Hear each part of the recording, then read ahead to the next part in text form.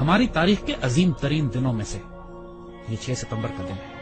اگر آپ صرف اس دن کی صبح وہ تقریر سن لیجئے جو ایوب خان نے کی تھی، ریڈیو پاکستان پر وہ تقریر کی گئی کہ لا الہ الا اللہ کے ماننے والوں پر ہندوستان نے حملہ کر دیا، میرے قوم کے ہم وطنوں جنگ شروع ہو چکی ہے، اٹھو اور دشمن پر ٹوٹ پڑو۔ پاکستان کی پوری قوم نعرہ تکبیر لگاتی ہوئی سڑکوں پر نکل آئی تھی۔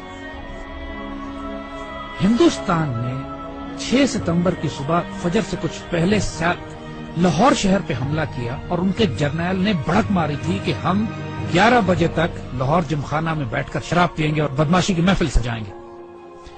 دشمن کی طاقت کا بھی پہلے اندازہ کیجیے۔ دیکھیے دشمن 5 گنا بڑا تھا آپ سے، اور اچانک اتنا بڑا حملہ کرتا ہے جس کے اندر ایک ایک حملے میں 500 ٹینک استعمال کیے جاتے ہیں۔ تقریباً 500 ٹینک لاہور میں، 500 ٹینک کے قریب سیالکوٹ کے اوپر جب حملہ ہوتا ہے، اور یہ دونوں سرحدی شہر ہیں ہمارے۔ اور حال یہ تھا کہ Pakistan was totally caught by surprise.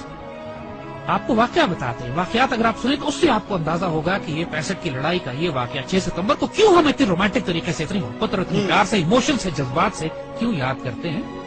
Air chief نے نور خان صاحب کی دلیری اور جرت دیکھے، یہی پہ لیڈنگ فرام دا فرنٹ جسے کہتے ہیں، انہوں نے کہا کہ یہ سارٹیز نہیں جائیں گی جب تک میں خود نہ دیکھ لوں کہ یہ کتنی خطرناک ہے ہمارے پائلٹ۔ دنیا کی تاریخ میں پاکستان فوج ایک واحد فوج ہے کہ جس میں آفیسر کیجویلٹی ریٹ سب سے زیادہ ہے، اس لیے کہ ہمارے آفیسر آگے بڑھ کر لیڈ کرتے ہیں۔ پاکستان نیوی کے پاس ایک سبمرین تھی غازی، اور اس سبمرین نے دشمن کا ناطقہ بند کیا ہوا۔ اس زمانے میں تاریخ ناول اور کتابیں لکھی گئی کہ سومناتھ پر محمود غزنوی کے 17 حملوں کے بعد یہ 18واں حملہ، اور پاکستان کی نیوی آگے بڑھ کر سمندروں میں گئی، دوارکا پہ گئی، دوارکا کے قلعے کو تباہ کیا بومنگ کر کے، فائرنگ کر کے، شیلنگ کر کے، اور پھر نکل کر واپس آئی۔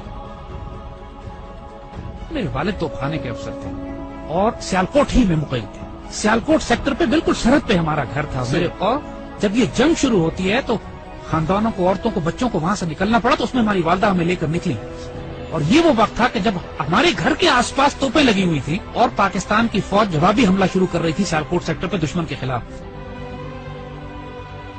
ایسے ایسے معجزات دیکھنے کو ملے ہیں۔ میرے والد عینی شاہد ہیں اس بات کے کہ ایک سیکٹر پر ہماری توپوں کی مدد کی ضرورت پڑی، ہماری پیادہ فوج کے مورچے تھے جن پر دشمن کے ٹینکوں کا دباؤ بہت شدید تھا، اور ہماری توپوں کی آخری حد سے بھی زیادہ 2-3 کلومیٹر آگے وہ دشمن کے ٹینکوں کی پوزیشنز تھی، اور جب مدد مانگی گئی تو حساب لگایا گیا کہ ہماری توپوں کے گولے دشمن تک نہیں پہنچ سکتے، اور صورتحال یہ تھی کہ اگر اس وقت مدد نہ دی جاتی اپنی فرنٹ لائن کو تو سیالکوٹ شہر کا ایک پورا سیٹ دشمن قبضہ کر لیتا۔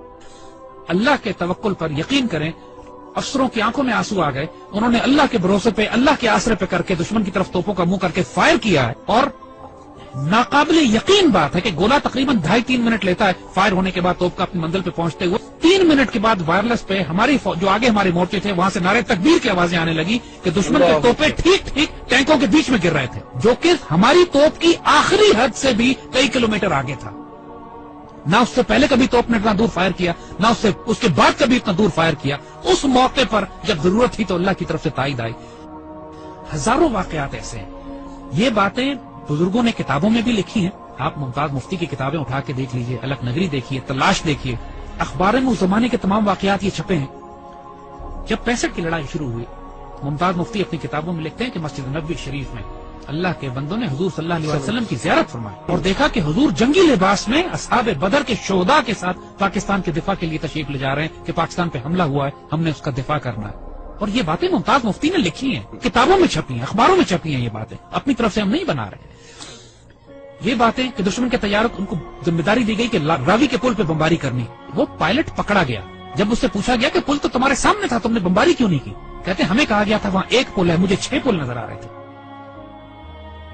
یہ باتیں دشمن کے سپاہیوں نے کہی ہیں جن کو گرفتار کیا گیا کہ وہ آپ کی گھوڑوں والی فوج کون تھی جو سفید لباس میں تھی اور جس کی تلواروں سے شعلے نکلتے تھے۔ یہ دشمن کے پائلٹس نے یہ باتیں کہی ہیں کہ ہم بم گراتے تھے، 35-40 کے قریب بم پنڈی پہ گرے، صرف 5 بم پھٹے، وہ بھی ویرانے میں، باقی بم پھٹے نہیں۔ بزرگ کہتے ہیں کہ فضائے بدر پیدا کرو تو ملائکہ آج بھی مدد کے لیے نازل ہوں گے۔ جنگ بدر پہ ہوا تھا نا ایسا، لیکن اللہ تعالیٰ قرآن میں فرماتا ہے کہ میں نے پھر 1000 ملائکہ نازل کیے، اور یہ بات صرف 1400 سال پہلے پہ محدود نہیں ہے۔ جب بھی مسلمان اللہ رسول کے نام پر کھڑے ہوں گے اس پاک سرزمین کی حفاظت کے لیے تو اللہ کی تائید و نصرت آئے گی۔ 65 سب سے خوبصورت مثال ہے ہمارے لیے۔ ہم ایک واقعہ سناتے ہیں کہ جو ہمارے بچوں نے کسی کتاب میں نہیں پڑھا ہوگا۔ جب لاہور پر حملہ کیا انڈین ڈویژنز نے تو انڈین جرنیل اپنے سپاہیوں کو یہ حوصلہ بڑھانے کے لیے کہہ رہے تھے کہ لاہور اب صرف 3 میل 4 میل دور رہ گیا، بس تمہاری آنکھوں کے سامنے تھوڑا سا آگے بڑھو اور لاہور تمہارے قبضے میں۔ مزاحمت شدید ہو رہی تھی اور پاکستان کے جوانوں نے اپنے آپ کو دشمن کے ٹینکوں کے سامنے ڈال دیا تھا روکنے کے لیے۔ اس کیفیت میں لاہور تقریباً 14 میل دور تھا۔ تو وائرلیس پہ جب ہمارے جوانوں نے، ایک افسر نے یہ سنا کہ دشمن کا جنرل اپنے سپاہیوں سے یہ کہہ رہا ہے کہ صرف 3 یا 4 میل دور لاہور رہ گیا، اور اس وقت لاہور 14 میل تھا۔ اس وقت اس افسر نے، ہمارا وہ زخمی افسر نے اپنے مورچے سے نکلا ہے، سڑک کے کنارے جو کتبہ لگا ہوا تھا جس پر لکھا تھا لاہور 14 میل، اس پر اس کو کھڑا ہے وہاں سے اور اس کو انڈیا کی طرف لے کر گیا ہے آگے، مزید 2 فرلونگ آگے، اور وہاں پر اس نے لگایا ہے اور اپنے خون سے اس پر نقطہ لگا کے 0.2 ایڈ کیا ہے اور لکھا ہے 14.2 بلڈی مائلز۔ 14.2 بلڈی مائلز تھا لاہور، دشمن اس کو پار نہیں کر سکا۔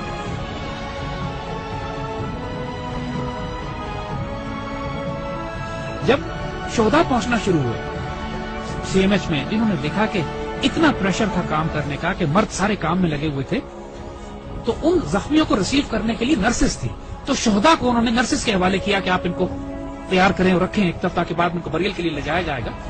تو آنے والے جوانوں نے جب یہ دیکھا کہ بہنیں اور بیٹیاں ان شہداء کو ریسیو کر رہی ہیں تو ان کی آنکھوں میں آنسو آ گئے۔ واپس جا کے اپنی پوری یونٹ میں اعلان کیا کہ وہ شیرو دلیرو سینوں پہ گولیاں کھانا، پیچھے تمہاری بہنیں تمہیں وصول کر رہی ہیں، ایسا نہ ہو کہ تمہاری پشت دیکھیں اور یہ کہیں کہ یہ بغیرت پشت پہ گولی کھا کر آیا۔ یعنی یہ جذبہ تھا جوانوں میں کہ ہمیں دفن کرنے کے لیے پیچھے ہماری بہنیں کھڑی ہیں، اور سب نے قسمیں کھائیں کہ ہم گولی سینوں پہ کھائیں۔ یہ وہ باتیں یونٹوں کے اندر ہوئی، باتیں نہ ٹیکسٹ بکس میں لکھی جاتی ہیں نہ کتابوں میں، یہ وہ باتیں کہ جو فوجیوں کے سینوں میں دفن ہیں۔ ایسے بھی موقع آ گئے کہ جب دشمن کے ٹینک ہمارے توپخانے کے اتنے نزدیک پہنچ گئے کہ براہ راست توپخانے اور ٹینکوں کی لڑائی شروع ہونے والی تھی۔ کہا جاتا ہے دوسری جنگ عظیم کے بعد سب سے بڑی ٹینکوں کی لڑائی بھی سیالکوٹ میں لڑی گئی۔ باقاعدہ ایک آرٹلری افسر نے کمانڈ دی کہ H E unload and A P load, یعنی ہائی ایکسپلوسو شیل نکال دو اور اب آرمر پیئرسنگ شیل لوڈ کرو، کیونکہ اب توپ اور ٹینک کی براہ راست لڑائی شروع ہونے والی۔ اور یہ ایسا موقع ہوتا ہے کہ جس کے بعد آر یا پار ہوتا ہے، اور ایسے موقع پہ اللہ نے دھند بھیج دی، بیچ میں دھندیں آ گئی جس کی وجہ دشمن کے ٹینک رک گئے، اور جس طرح پہلے کہا تھا کہ پہلے دشمن نے خوف طاری کر دیا اللہ۔ یہی وہ نظریاتی اور روحانی اساس تھی ہماری جو ہمیں پاکستانی مسلمان بنا تھی۔ وہ کیا چیز تھی جس نے ہمیں سیسا پلائی ہوئی دیوار بنایا؟ وہ یہی کلمہ تھا، لا الہ الا اللہ، جو ہمارے دل کی دھڑکنوں میں محمد رسول اللہ ماشاءاللہ۔ اور آج جو 10,000 بچے اور افسر جوان ہمارے شہید ہوئے ہیں پاکستان کے دفاع میں، کشمیر سے لے کر وزیرستان میں، فاٹا میں، سوات میں، خوبصورت ترین بیٹے، ہماری مٹی کا نمک، 21، 22، 24 سال کے، 25، 26 سال کے خوبصورت جوان، اپنے جب چھوٹے بچوں کو چھوڑ کر، والدین کو چھوڑ کر، بیویوں کو چھوڑ کر، جنہوں نے شہادتیں دی ہیں اور خواہش کر کے اپنے آپ کو والنٹیئر کر کے شہید ہوئے ہیں۔ بہت بھاری قربانیوں کے بعد یہ پاکستان آپ کے حوالے کیا جا رہا ہے۔ اس پرچم کو گرنے نہ دیں، اس پرچم پہ سب کچھ قربان کر دو۔ اس کی مٹی میں تمہارا خون شامل ہو گیا نا، 2 جہانوں میں خوش نصیب ہو جاؤ۔ اس مٹی کو چھوڑ کر چلے گئے، بد نصیب ہو جاؤ۔